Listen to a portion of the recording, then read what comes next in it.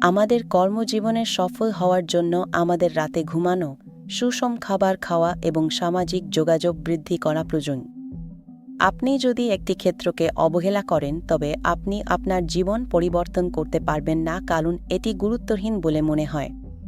আপনি একজন সম্পূর্ণ ব্যক্তি এবং আপনাকে আপনার সম্পূর্ণ নিজের যত্ন নিতে হবে। মনে রাখবেন, আপনি আপনার মনের মালিক।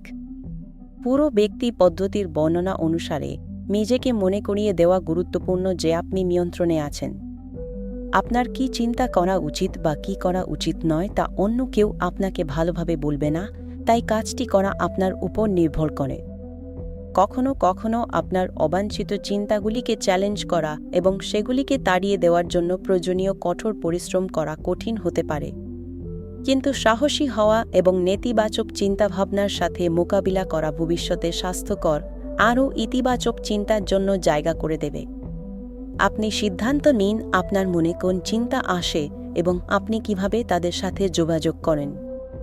ভবিষ্যতে নিজেকে জিজ্ঞাসা করুন, আপনি কি আপনার মনকে আপনাকে নিয়ন্ত্রণ করতে দেবেন, বা আপনি কিভাবে আপনার মনকে নিয়ন্ত্রণ করতে হয় তা শেখার দিকে কাজ করবেন। প্রত্যেকেই তাদের মনের মালিক বলে মনে করার যোগ্য। ব্যাটারআপ আপনার প্রয়োজনীয় সহায়তা প্রদান করতে পারে যাতে আপনি আপনার অবাঞ্ছিত চিন্তাভাবনা থেকে মুক্তি পেতে পারেন এবং সেগুলিকে এমন চিন্তা দিয়ে প্রতিস্থাপন করতে পারেন যা আপনার মঙ্গল বৃদ্ধিতে সহায়তা করে।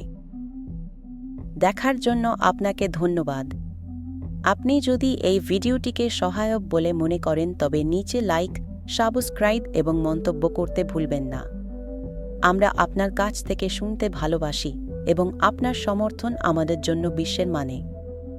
আরও অন্তর্দৃষ্টিপূর্ণ বিষয়বস্তুর জন্য সাথে থাকুন এবং আপনার স্বাস্থ্যের যত্ন নিতে ভুলবেন না। পরের ভিডিওতে দেখা হবে।